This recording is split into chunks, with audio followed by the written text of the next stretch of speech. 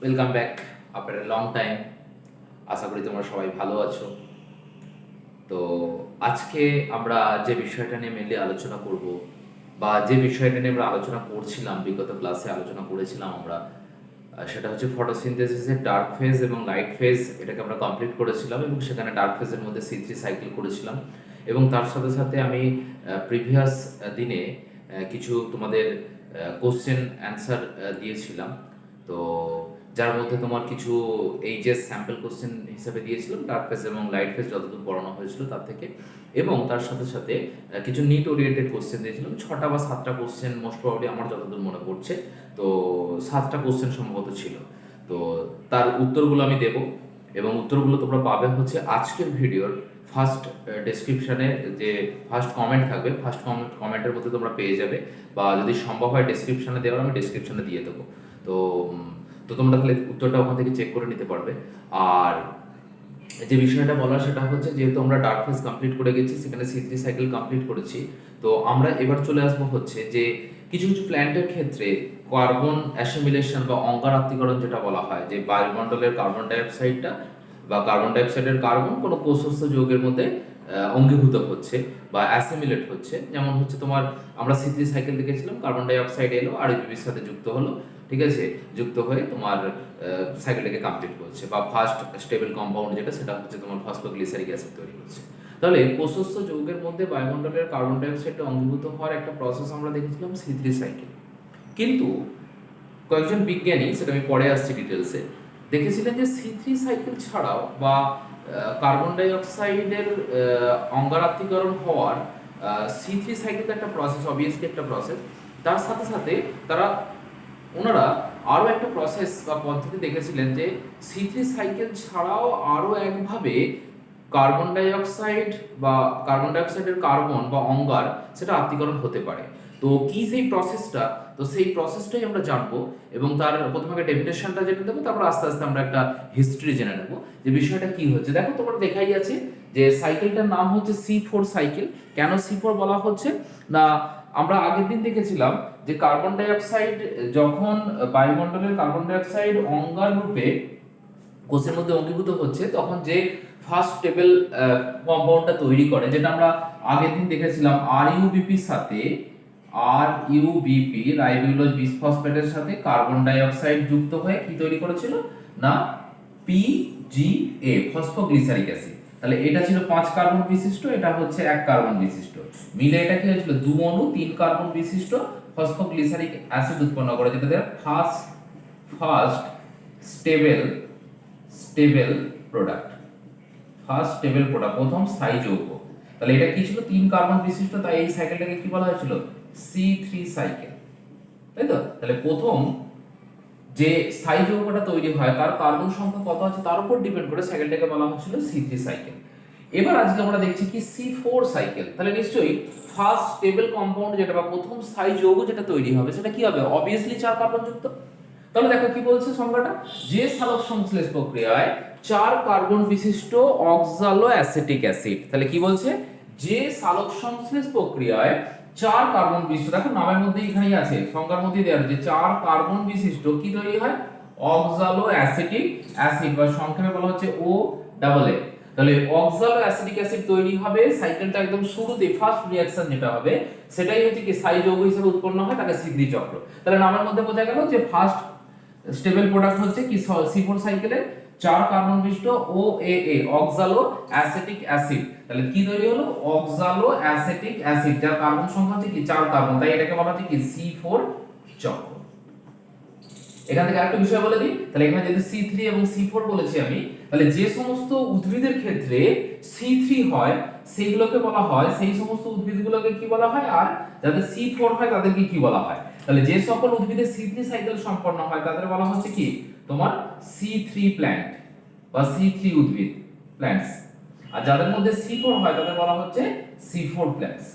আরেকটা বিষয় বলে রাখি, C3 শুধুমাত্র একাই হতে পারে, তাহলে যে গাছে C3 হবে অনলি C3 হয়, আর যেখানে C4 হবে তাহলে C4 প্ল্যান্টের মধ্যে কি হবে, C3 সাইকেলও পাবো, তার সাথে সাথে C4 সাইকেলও পাবো। তাহলে কি বললাম না, যে সকল উদ্ভিদের মধ্যে C3 সাইকেল কমপ্লিট হয় তাহলে অনলি C3 সাইকেল হয়, ওকে, অনলি C3 সাইকেল হয় তাদের বলা হচ্ছে C3 প্ল্যান্ট।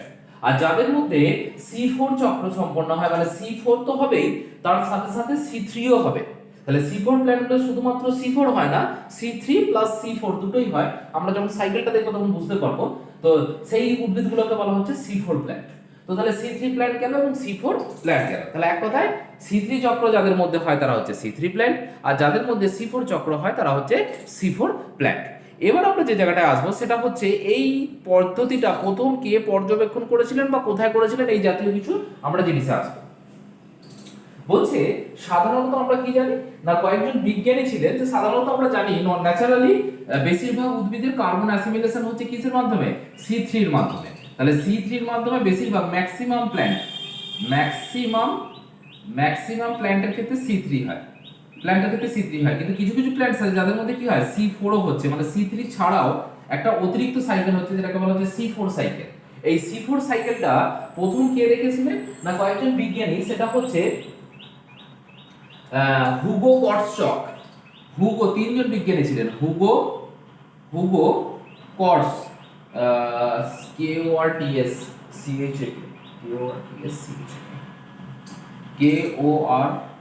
KORTSCHAK, তাহলে হুগো কর্টসচক KORTSCHAK। তারপর হচ্ছে হার্ট, HARTT, হার্ট, হার্ট। তাহলে দ্বিতীয় বিজ্ঞানী হচ্ছে হার্ট। আর তৃতীয় বিজ্ঞানী হচ্ছে George Burr, GEORGE,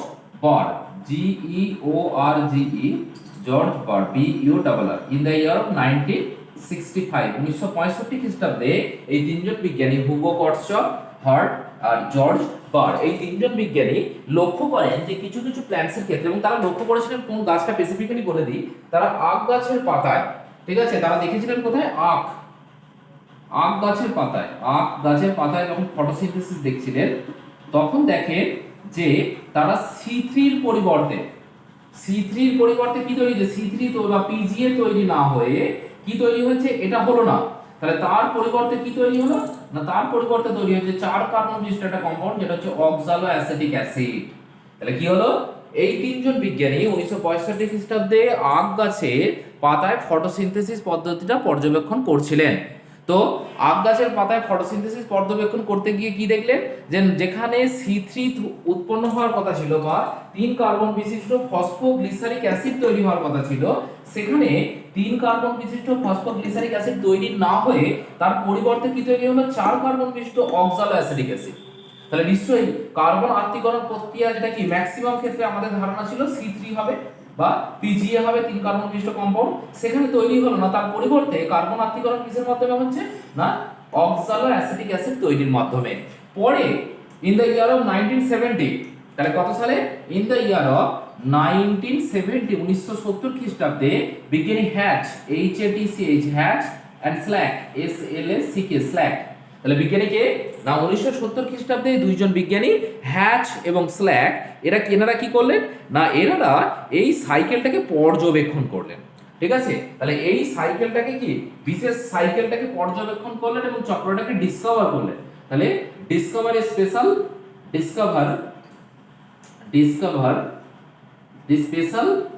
this cycle, এটা কি বলা হচ্ছে কি না, সেটা কি বলা হচ্ছে, যেহেতু ফার্স্ট লেভেল কম্পাউন্ড 4 কার্বন বিশিষ্ট অক্সালো অ্যাসিটিক অ্যাসিড, তাই এটাকে বলা হচ্ছে C4 সাইকেল, এই নামে ডাকা হচ্ছে। অথবা বিজ্ঞানী হ্যাচ এবং স্ল্যাক, এনারা যেহেতু আবিষ্কার করেছিলেন তাই এনাদের নাম অনুসারে এটাকে কি বলা হয়, C4 সাইকেল অথবা hatch and slack cycle.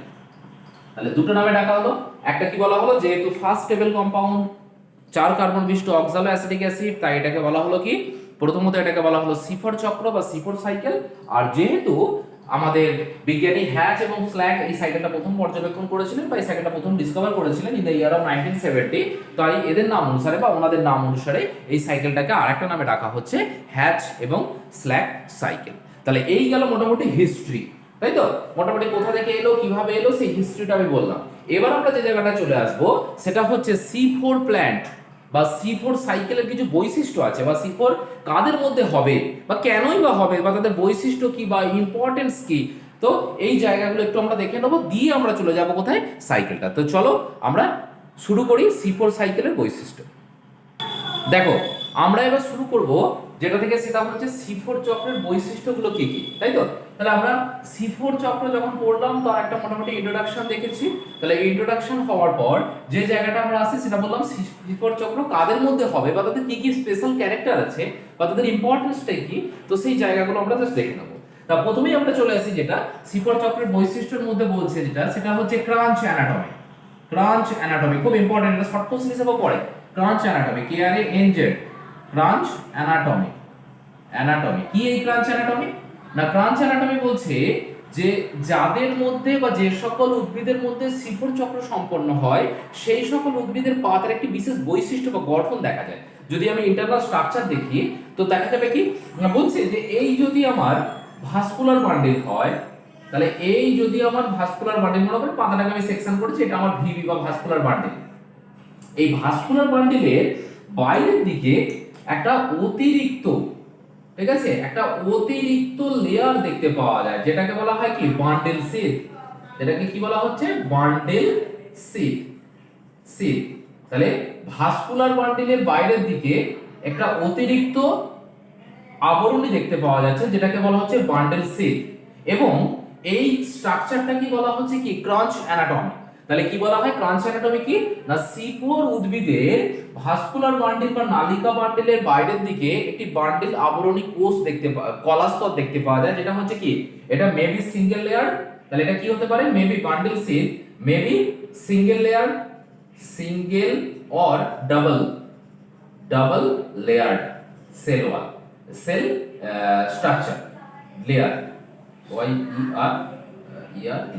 Layer. তাহলে এটা একটা কোষ যুক্ত হতে পারে, বা এক কোষীয় স্তর হতে পারে, অথবা দুটো কোষের স্তর হতে পারে, ডাবল লেয়ার হতে পারে। তো এই আবরণটাকে বলা হচ্ছে তোমার কি, এই আবরণটাই হলো তোমার বান্ডেল শীথ, এবং এই স্ট্রাকচারটাকে বলা হচ্ছে তোমার কি, ক্রাঞ্চ অ্যানাটমি। বিজ্ঞানী কে দেখেছিলেন, লিওর্স। বিজ্ঞানী লিওর্স দেখেছিলেন।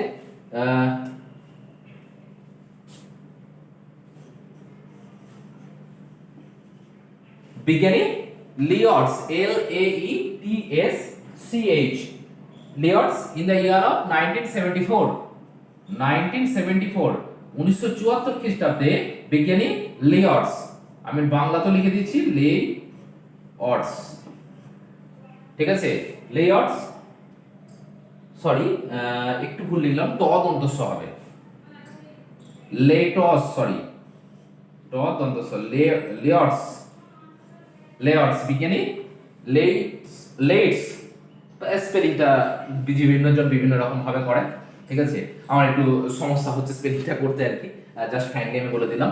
তো এই বিজ্ঞানী তোমার কি করেছিলেন, বিজ্ঞানী প্রথম এই ক্রাঞ্চ অ্যানাটমিটা লক্ষ্য করেছিলেন। তো এইখান থেকে এই স্ট্রাকচারটা কি বলা হচ্ছে কি, ক্রাঞ্চ অ্যানাটমি। এবার যদি আমি ক্রাঞ্চ কেন কথাটা বলছি না, ক্রাঞ্চ হচ্ছে একটা জাপানিজ ওয়ার্ড, তাই তো, বা জাপানি শব্দ, জাপানি শব্দ, যার অর্থ হচ্ছে, যার মানেটা দাঁড়াচ্ছে কি কি রকম না, যার মানেটা দাঁড়াচ্ছে বলয়, বলয় বা মালা, তাই তো, যার মানেটা হচ্ছে বলয় বা মালা। তাহলে ভাস্কুলার বান্ডেলের বাইরের দিকে মালার মতোই তো ঘিরে আছে বান্ডেল শীথটা, সেই জন্য এটাকে বলা হচ্ছে কি, যেহেতু মালার মতোই ঘিরে আছে তাই এটাকে ক্রাঞ্চ শব্দটা ইউজ করা হচ্ছে, তাই এটাকে বলা হচ্ছে ক্রাঞ্চ অ্যানাটমি। যদি আমি স্ট্রাকচারালি এটাকে কেটে দেখি তাহলে এরকম স্ট্রাকচার দেখতে পাবো। তাহলে ফার্স্ট পয়েন্ট আমরা পেলাম কি, ক্রাঞ্চ অ্যানাটমি দেখতে পেলাম। তাহলে এটা 2 নাম্বার, এটা 2 মার্কসেরও কিন্তু পড়ে, ক্রাঞ্চ অ্যানাটমি কি, মার্কস 2, ঠিক আছে, আলাদা করে এটাও পড়ে কিন্তু ক্রাঞ্চ অ্যানাটমি কি। এবং C4 প্ল্যান্টের মেইন বৈশিষ্ট্য হচ্ছে এইটা, যে ক্রাঞ্চ অ্যানাটমি থাকলে তবে কিন্তু C4 হবে, আদারওয়াইজ কিন্তু C4 হবে না, কারণ C3 প্ল্যান্টের ক্ষেত্রে এরকম কোনো বৈশিষ্ট্য থাকে না, কারণ একমাত্র C4 প্ল্যান্টের মেইন বৈশিষ্ট্য হচ্ছে ক্রাঞ্চ অ্যানাটমি। পয়েন্ট নাম্বার 2 তে চলে যাই। পয়েন্ট নাম্বার 2, এখানে কি হয়, ফটোসিনথেসিস রেট খুব বেশি বা সালোক সংশ্লেষের হার বেশি। তাহলে 2 নম্বর কি, রেট অফ ফটোসিনথেসিস হাই, তাই তো, ফটোসিনথেসিস রেট হাই হয়। তাহলে হাই হওয়ার জন্য কি হয় না, ক্ষয়পূরণ বিন্দু যেটা থাকে সেটা পরে বলবো, ক্ষয়পূরণ বিন্দু কি হয়, 0 হয়। তাহলে ক্ষয়পূরণ বিন্দুটা 0 হয়, কারণ ফটোসিনথেসিস রেটটা বা সালোক সংশ্লেষের হার খুব বেশি হয়। 3 নম্বর পয়েন্ট কি না, ট্রান্সপিরেশন রেট বেশি বা বাষ্পমোচন হার বেশি, ট্রান্সপিরেশন ট্রান্সপিরেশন রেট বা বাষ্পমোচন, ট্রান্সপিরেশন শব্দের অর্থ হচ্ছে বাষ্পমোচন, এটাও কি হবে, এটাও হাই হচ্ছে। তাহলে সালোক সংশ্লেষের হার বেশি, বাষ্পমোচনের হার বেশি, তাই তো। আর কি বৈশিষ্ট্য আছে এখানে, এই সাইকেলগুলো একটু আগে বলছিলাম কি না, যে সকল চক্রে C3 হয় শুধুমাত্র C3 হয়, কিন্তু যাদের মধ্যে C4 হয় তাদের মধ্যে C3 ও হচ্ছে এবং তার সাথে সাথে সাইমালটেনিয়াসলি C4 ও হচ্ছে। তাহলে দুটো সাইকেল একসঙ্গে চলছে। সেই জন্য কার্বন অ্যাসিমিলেশনের জন্য যে উৎসেচকগুলো দরকার হয়, তাহলে C3 এর জন্য কাকে দরকার, C3 এর জন্য আমার দরকার হচ্ছে রুবিস্কো। আর C4 এর জন্য কি দরকার, C4 এর জন্য দরকার হচ্ছে ফসফেনল পাইরুভেট কাইনেজ বা পেপকেজও বলা হয়, পেপকেজ। তাহলে দুটো এনজাইমে একসাথে কি হয়, অ্যাক্টিভ থাকে, বা দুটো এনজাইমে কি করে, কার্বন অ্যাসিমিলেশনে সাহায্য করে, ঠিক আছে, বা অঙ্গারত্বীকরণে সাহায্য করে একই সাথে দুটো এনজাইম। যেহেতু C3 এবং C4 সাইমালটেনিয়াসলি একই সাথে হয়ে যাচ্ছে, তাই দুটো এনজাইমকেই অ্যাক্টিভ থাকতে হবে। তাহলে এটা গেল হচ্ছে কি 4 নম্বর পয়েন্ট। 5 নম্বর বৈশিষ্ট্য কি আছে না, 5 নম্বর বৈশিষ্ট্য বলছে ফার্স্ট স্টেবল কম্পাউন্ড কে, ফার্স্ট স্টেবল বা প্রথম স্থায়ী যৌগ, ফার্স্ট স্টেবল কম্পাউন্ড কে থাকছে না 4 কার্বন বিশিষ্ট অক্সালো অ্যাসিটিক অ্যাসিড, যেটা হচ্ছে 4 কার্বন বিশিষ্ট। তাহলে এটা গেল 5 নম্বর পয়েন্ট। এবার চলে এসেছে 6 নম্বর পয়েন্টে। তাহলে এটা কি হয় না, 6 নম্বর পয়েন্ট, উষ্ণ আবহাওয়ায় বা বেশি টেম্পারেচার যুক্ত স্থানে, মানে ধরো মনে করো উষ্ণ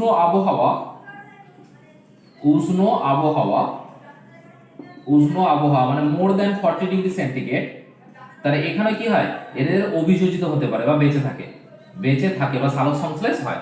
তাহলে উষ্ণ আবহাওয়াতেও এদের অভিযোজন ক্ষমতা কি হয়, বেঁচে থাকে বা অভিযোজন ক্ষমতা বেশি, অভিযোজন ক্ষমতা অনেক বেশি হয়। এছাড়া আরেকটা পয়েন্ট বলি, সেটা হচ্ছে এরা লবণাক্ত মাটিতেও বেঁচে থাকে, লবণাক্ত মাটিতেও সালোক সংশ্লেষ ঘটাতে পারে বা বেঁচে থাকে। তাহলে এদের কি হয়, উচ্চ লবণাক্ত, উচ্চ উষ্ণতা, ঠিক আছে, সব জায়গাতে এরা কি করতে পারে না, এদের বৃদ্ধিটা ভালো হয়। শুধু বেঁচে থাকে বলবো না, বেঁচে থাকে বলাটা ভুল, অথবা ভালো বৃদ্ধি ভালো হয়, ঠিক আছে, মানে কোনো সমস্যা হয় না। তাহলে এই সমস্ত উদ্ভিদগুলোর ক্ষেত্রে তোমার এই সমস্ত বৈশিষ্ট্যগুলো হলো কি না, তোমার C4 চক্রের বৈশিষ্ট্য, তাই তো। তাহলে ক্রাঞ্চ অ্যানাটমি পাবো, সালোক সংশ্লেষের হার বেশি হবে, বাষ্পমোচনের হার বেশি হবে, যেহেতু C3 C4 চক্র একই সঙ্গে হচ্ছে, তাহলে রুবিস্কো এবং পেপকেজ দুটোই অ্যাক্টিভ থাকবে। প্রথম উৎপাদিত স্থায়ী যৌগ হবে অক্সালো অ্যাসিটিক অ্যাসিড।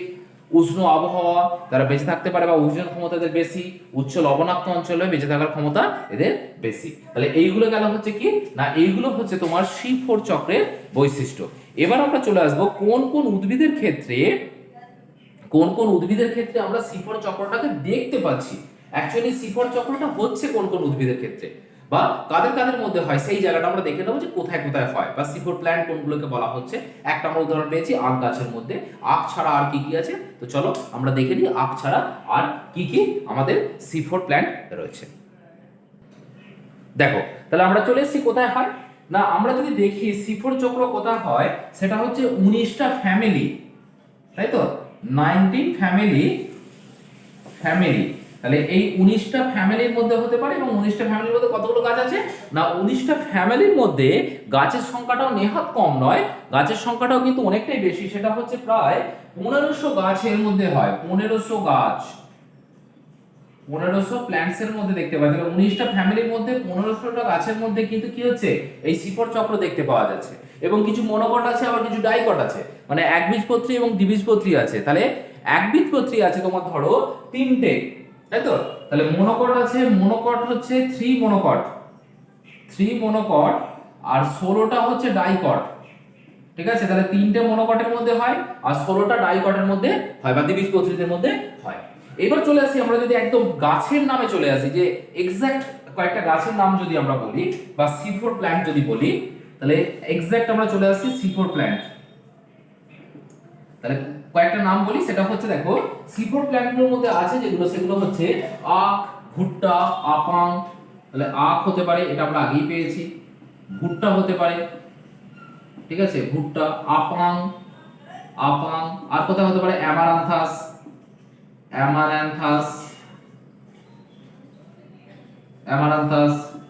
তাহলে এই কাঁটা জাতীয় গাছগুলোয় বা ঘাস জাতীয় গাছগুলোর ক্ষেত্রে এগুলো হচ্ছে তোমার কি C4 প্ল্যান্টের এক্সাম্পল। তাহলে মোটামুটি এই সমস্ত জায়গাগুলোয় আমাদের C4 চক্র দেখতে পাওয়া যাচ্ছে, বা যেটাকে তোমার বলা হচ্ছে কি হ্যাচ এবং স্ল্যাক চক্র। তার মোটামুটি C4 প্ল্যান্ট আমরা পেয়ে গেলাম। এবার আমরা চলে যাব C4 সাইকেলে। তাহলে C4 সাইকেল আমরা যেটা দেখবো সেটা হচ্ছে কোথায় হচ্ছে, কিভাবে হচ্ছে, সেই জায়গাটা আমরা পুরোটাই দেখবো।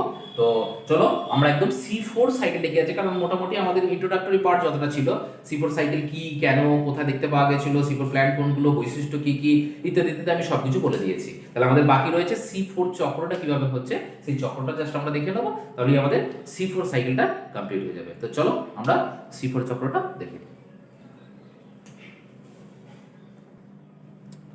দেখো, আমি বোঝানোর সুবিধার্থে আগে একটা ফ্রেম আমি তৈরি করে নিয়েছি, যেটা তোমরা দেখতে পাচ্ছ ব্ল্যাকবোর্ডে, যে সেটা হচ্ছে চারটে আমি কম্পার্টমেন্ট করেছি, 1 2 3 এবং 4, যেখানে বিক্রিয়াটা কি হচ্ছে না মেনলি সংগঠিত হচ্ছে দুটো জায়গায়। দেখো দেখতেই পাচ্ছ, সেটা হচ্ছে মেসোফিল কলা বা মেসোফিল সেল, আর একটা হচ্ছে বান্ডেল সিড সেল বা বান্ডেল আবরণী কোষ। তাহলে এই দুটো জায়গার মধ্যে বিক্রিয়াটা মেনলি সম্পন্ন হচ্ছে।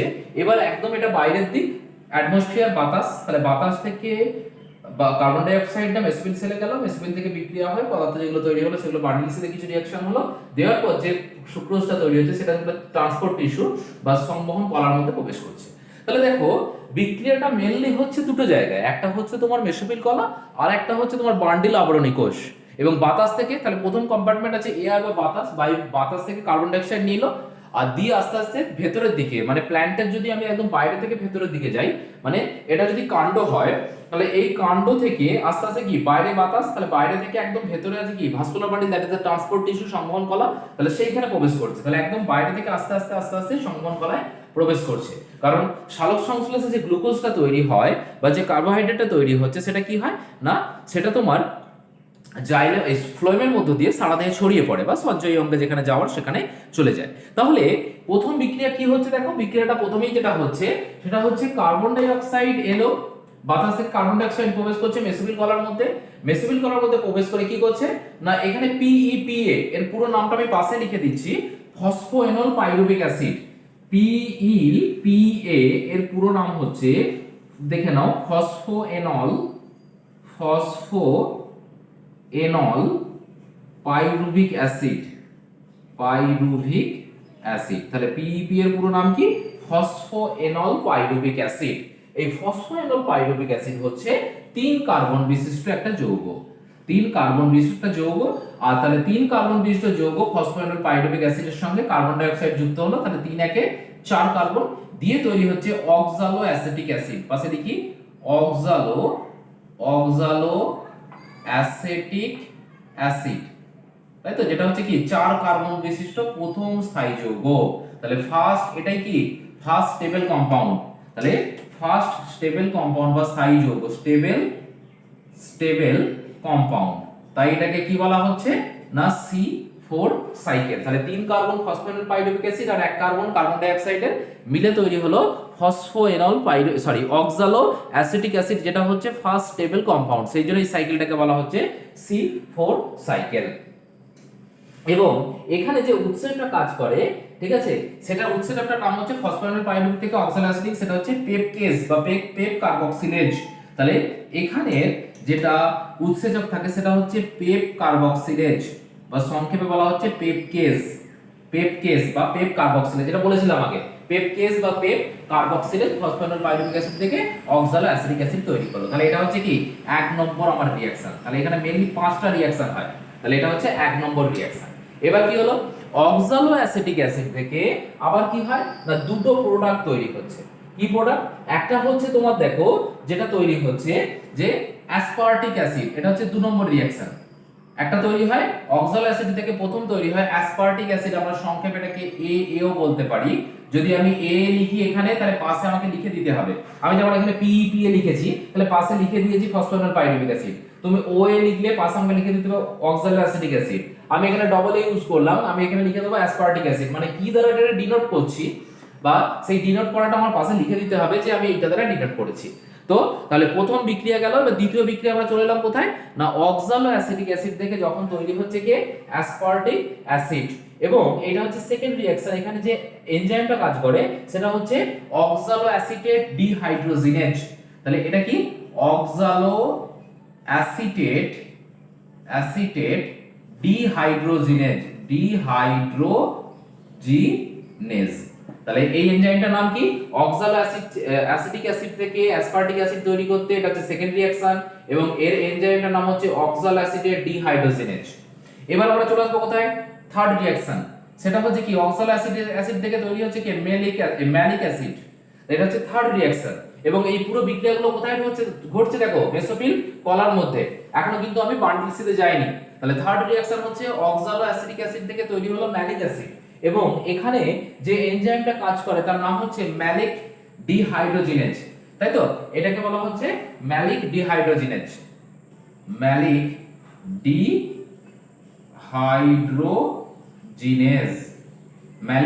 ডিহাইড্রোজিনেজ দিয়ে কি হলো ম্যালিক অ্যাসিড তৈরি করলো। তাহলে এটা হচ্ছে থার্ড রিঅ্যাকশন। এবার কি করব, এবার হচ্ছে ম্যালিক অ্যাসিড যেটা তোমার কোথায় ছিল মেসোফিল কলা থেকে ট্রান্সপোর্ট হয়ে চলে গেল কোথায় তোমার বান্ডিল আবরণী কোষ।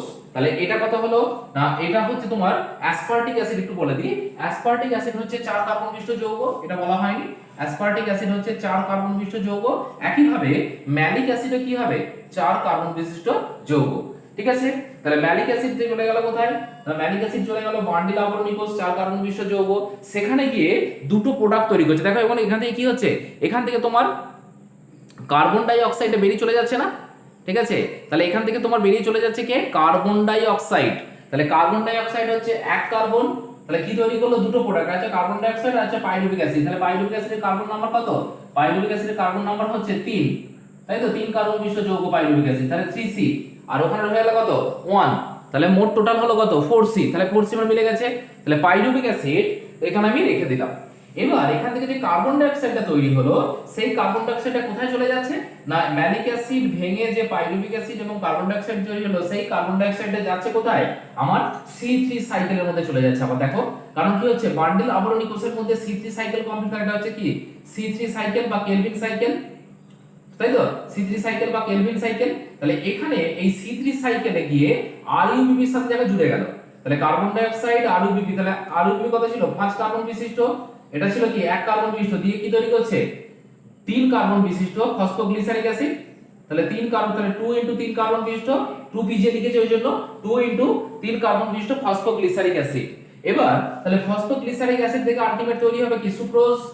সেই সুক্রোজটা বান্ডিল আবরণী কোষ থেকে ট্রান্সপোর্ট হয়ে কোথায় চলে যাবে সংবহন কলা, তাই তো?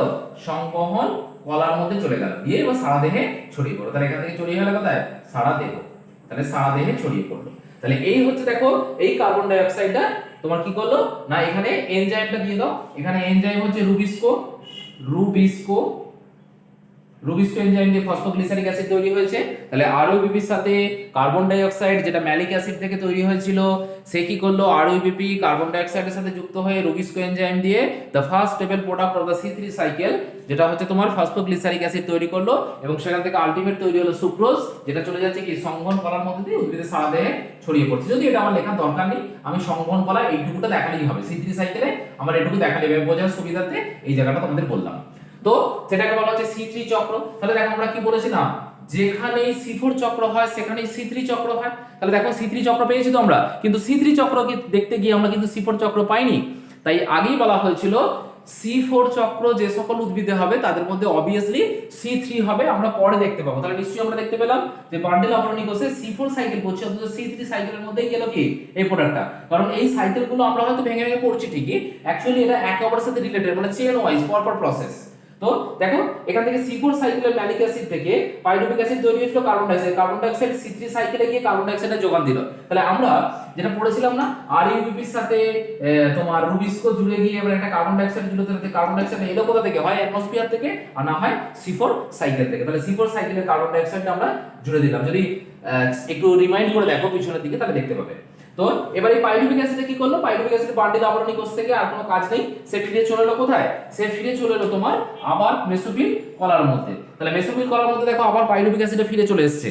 তাহলে পাইরুভিক অ্যাসিড কি করবে না এই পাইরুভিক অ্যাসিড মেসোফিল কলায় ফিরে এসে সেখানে যেটা তৈরি করবে সেটা হচ্ছে ATP এবং PI এর সাথে যুক্ত হবে।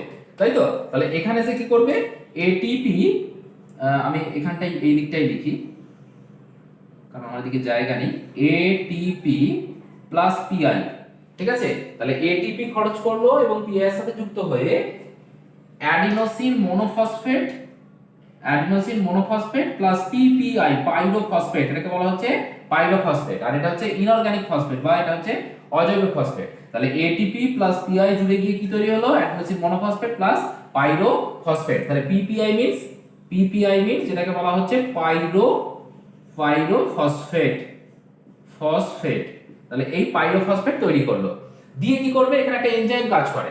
তাহলে পাইরুভিক অ্যাসিড থেকে যখন ফসফোএনল পাইরুভিক, এনল মানে জল ঢুকছে, তাহলে সেই জায়গায় যে এনজাইমটা কাজ করছে সেটাকে বলা হচ্ছে পেপ কার্বক্সিলেজ। এই এনজাইমটা যেটাকে পেপকেজ বলা হচ্ছে, তাহলে এই এনজাইমটার নাম কি, পেপকেজ বা পেপ কার্বক্সিলেজ। তাহলে আমি এখানেই লিখলাম পেপকেজ অথবা পেপ কার্বক্সিলেজ, তাই তো? তাহলে এই এনজাইমটার নাম কি, পাইরুভিক অ্যাসিড থেকে যে ফসফোএনল পাইরুভিক অ্যাসিড বা আলটিমেট অক্সালো অ্যাসিডকে পরিণত করছে সেটা হচ্ছে ফসফোএনল পাইরুভেট কেস অথবা ফসফোএনল পাইরুভেট কাইনেজ। দেখো টোটাল স্ট্রাকচারটা হয়ে গেল এবং আমার 3 নম্বর রিঅ্যাকশন পর্যন্ত আমি দেখিয়েছিলাম, 4 নম্বরটা দেখানো হয়নি। তাহলে 3 নম্বর এলো ম্যালিক অ্যাসিড, তাহলে ম্যালিক অ্যাসিড থেকে যখন পাইরুভিক অ্যাসিড তৈরি হলো এটা হচ্ছে 4 নম্বর, তাই তো? আবার পাইরুভিক অ্যাসিড যখন আবার কোথায় চলে আসছে, বান্ডিল আবরণী কোষে, বান্ডিল আবরণী কোষ থেকে মেসোফিল কলায় চলে এলো, ঠিক আছে? আচ্ছা এখানে একটু ভুল দেখিয়েছি আমি, এটা 4 কার্বন, এটা তো 3 কার্বন ছিল, সরি, অনিচ্ছাকৃত ভুলের জন্য দুঃখিত। তাহলে এখানে 3 কার্বন লিখেছি কিন্তু এখানে লেখার সময় বা বলার সময় একটু মিস্টেক হয়ে গেছে। তাহলে 3 কার্বন যুক্ত হলো কারণ 3 কার্বন পাইরুভিক অ্যাসিড থেকেই তো তৈরি হচ্ছে 3 কার্বন ফসফোরাস পাইরুভিক অ্যাসিড, তাই তো?